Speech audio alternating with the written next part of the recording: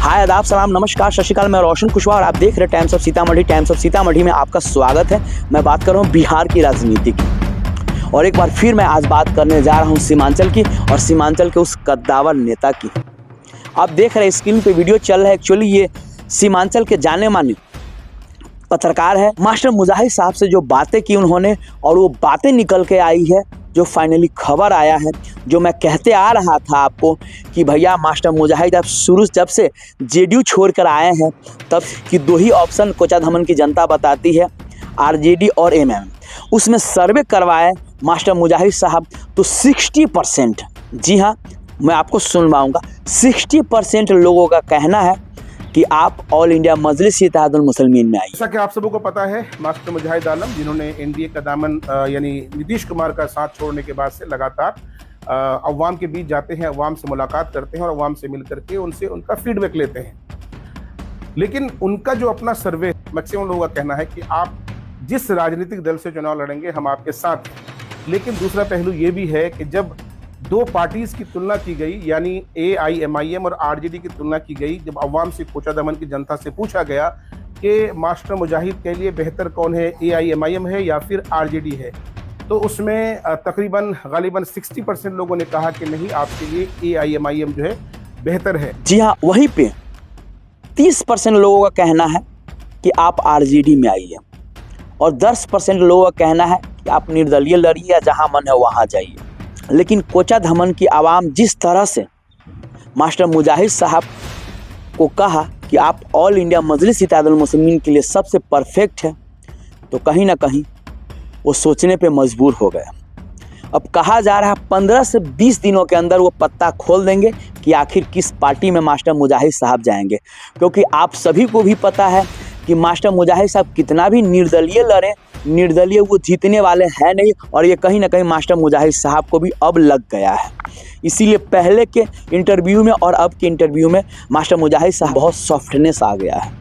अब वो समझ रहे हैं कि हवा जिस दिशा में हो उसी दिशा में जाना चाहिए।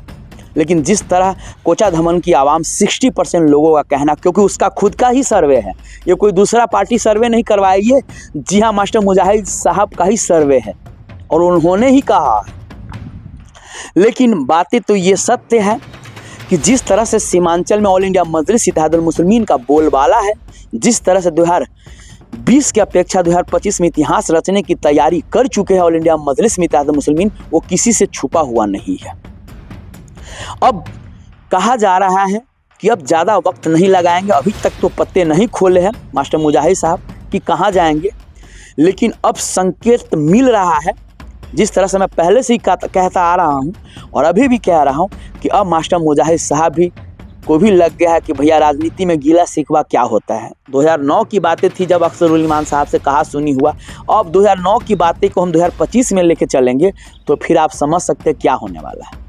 और कहीं ना कहीं अब जो कहा जा रहा है, जी हाँ कुछ परसेंट जो कुछ चाहने वाले लोग हैं ऑल इंडिया मजलिस के इत्तेहादुल मुस्लिमीन के, वो कह रहे हैं कि अब सॉफ्टनेस दिखा रहा है एमएम के प्रति मास्टर मुजाहिद साहब, क्योंकि सबको पता है कि जो दौर और मौजूदा वक्त में ओवैसी साहब ने बढ़ चढ़ के पाकिस्तान को आईना दिखाया है, इसे कहीं ना कहीं मास्टर मुजाहिद साहब को भी लगा है कि नहीं, जो हमेशा मुस्लिम की बातें करता था और मास्टर मुजाहिद साहब को एक ही बात था कि ओवैसी सिर्फ मुस्लिम की बातें करता है।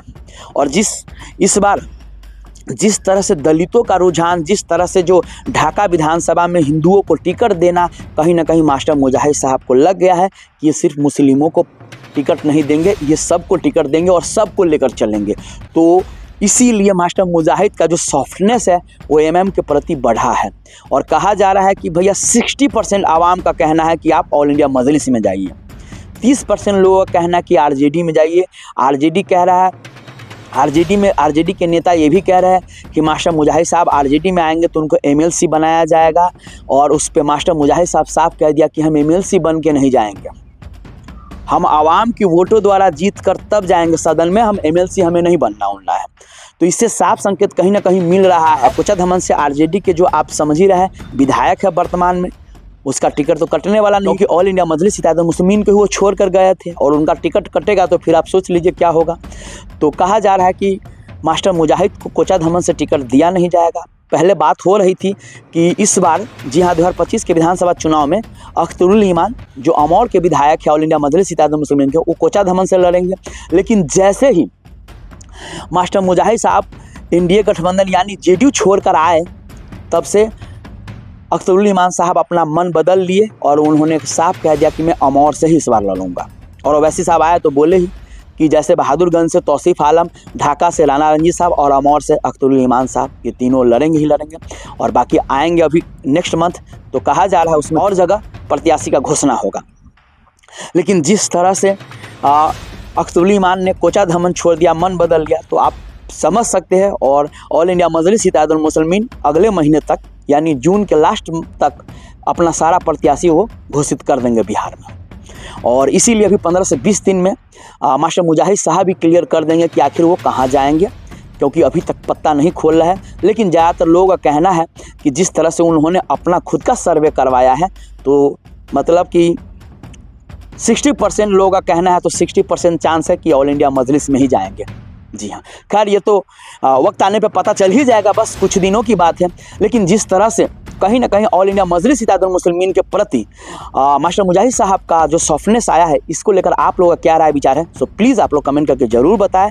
और जिस तरह से आरजेडी के तेजस्वी यादव, आरजेडी प्लस जनसुराज वाले लगे हुए हैं, उससे कहीं ना कहीं ये साफ दिखता है कि मास्टर मुजाहिद साहब उधर अब मन नहीं बना रहे जाने का। तो आप लोगों का क्या कमेंट राय विचार है, प्लीज़ आप लोग अपना कमेंट करके ज़रूर बताएंगे कि मास्टर मुजाहिद साहब के लिए सबसे बेस्ट पार्टी कौन रहेगा सीमांचल में। तब तक के लिए बाय बाय, टेक केयर, देखते रहिए टाइम्स ऑफ सीतामढ़ी।